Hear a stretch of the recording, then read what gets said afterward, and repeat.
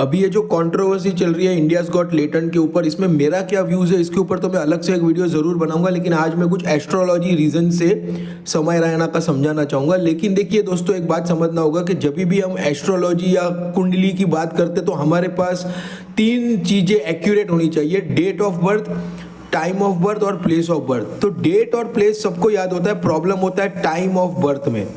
तो ये जितने भी सेलिब्रिटीज़ होते हैं इनका डेट और प्लेस तो एक्यूरेट अवेलेबल होता है, लेकिन टाइम में प्रॉब्लम होता है। तो जो भी ये सो कॉल्ड एस्ट्रोलॉजर है यूट्यूब पे, ये व्यूज़ के लिए कुछ भी टाइम लेके कुछ भी कुंडली बना के प्रेडिक्शन किए जा रहे हैं, वो गलत है।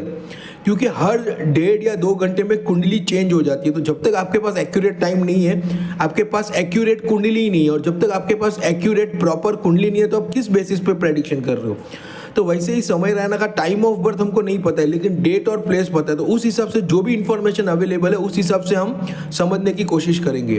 तो ये आप स्क्रीन पे देख सकते हैं, मेरे YouTube चैनल के प्लेलिस्ट में जाके आप 100% लॉजिकल एस्ट्रोलॉजी के वीडियोस जो कि अप्रोक्सीमेटली 51 बने हुए हैं, और स्ट्रे डॉग्स और कैट्स के होम्योपैथी ट्रीटमेंट के वीडियोस भी देख सकते हैं, जिसमें कोई साइड इफेक्ट नहीं होता और जिसका बहुत ही बेहतरीन रिजल्ट आता है। तो प्लीज़ आप चैनल को सब्सक्राइब कर देना। अभी बात करते हैं समय रैना का डेट ऑफ बर्थ की। तो दोस्तों देखो, हमारे पास में जो करेक्ट इंफॉर्मेशन अवेलेबल है हम उसका ही बात कर सकते हैं। वैसे तो मैं कुंडली पे ज़्यादा बिलीव करता हूँ कंपेयर टू न्यूमरोलॉजी या हस्तरेखा, क्योंकि अगर आपके पास में करेक्ट कुंडली है ना दोस्तों, तो आप हर एक चीज़ डिटेल में समझ सकते हैं। क्योंकि हमें यह भी समझना है कि करंटली कौन सा प्लेनेट एक्टिव है जिसका हमें मैक्सिमम रिजल्ट आता है, वो कुंडली से ही समझ सकते हैं। बात को समझना, कोई कितना भी सक्सेसफुल इंसान हो उसका 9 का 9 प्लेनेट अच्छा नहीं हो सकता, और कोई कितना भी अनसक्सेसफुल इंसान हो उसका 9 का 9 प्लेनेट खराब नहीं हो सकता।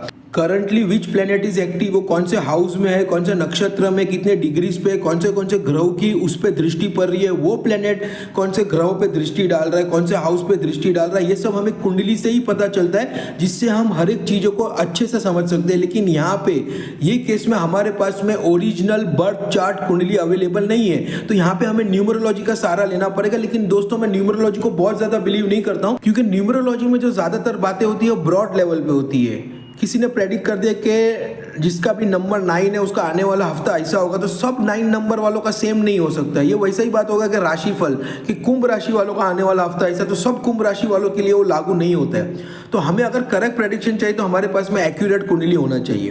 लेकिन यहाँ पे ये केस में नहीं है, हमारे पास में सिर्फ डेट ऑफ बर्थ है, टाइम ऑफ बर्थ नहीं है। अगर होता तो मैं प्रॉपर कुंडली एनालिसिस करके आपको समझाता।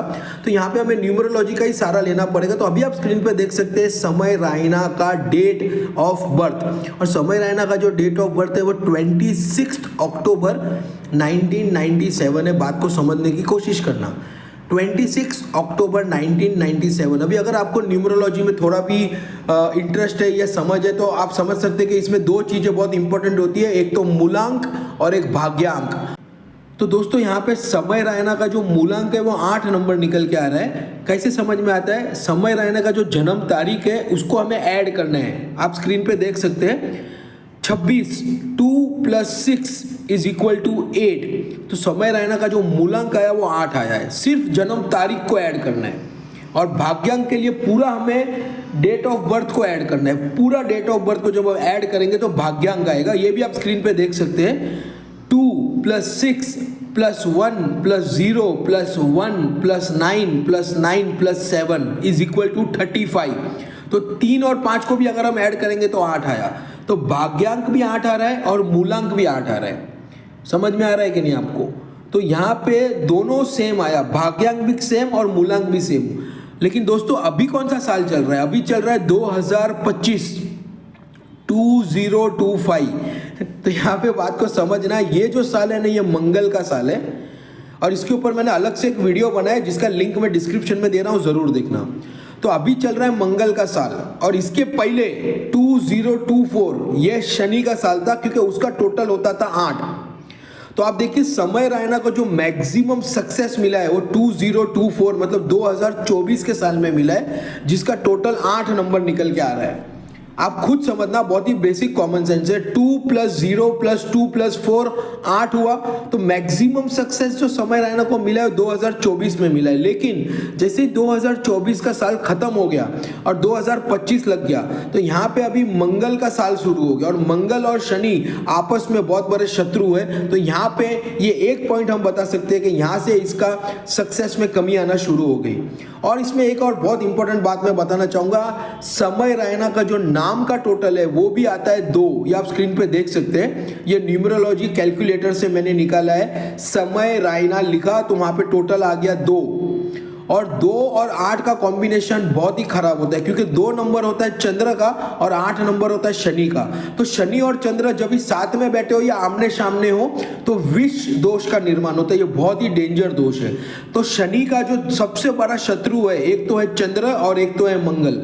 तो अभी तो साल मंगल का शुरू है और समय रैना का जो नाम का टोटल है वो चंद्र पे आ गया। तो दोनों शत्रु एक्टिवेट हो गए हैं शनि के। इसके लिए अभी ये बहुत बड़ा डाउनफॉल हमें देखने मिल रहा है। लेकिन और अच्छे से और करेक्ट प्रेडिक्शन के लिए मुझे जन्म कुंडली चाहिए। लेकिन जो भी डेटा अवेलेबल था उससे मैंने समझाने की कोशिश की है। अभी ये इंडियाज गॉट लेटेंट का जो ये इतना कंट्रोवर्सी हो रहा है उसमें मेरा क्या व्यू है उसके ऊपर अलग से मैं एक वीडियो जरूर बनाऊंगा, तो वो भी आप जरूर देखना। और प्लीज चैनल को सब्सक्राइब करना। और 100% लॉजिकल एस्ट्रोलॉजी के वीडियोस आप मेरे चैनल पे देख सकते हो। और अगर आपको भी कुंडली का विश्लेषण कराना हो तो आप मुझे व्हाट्सएप पे अपना डेट टाइम प्लेस भेज सकते हैं। Thanks a lot for watching this video.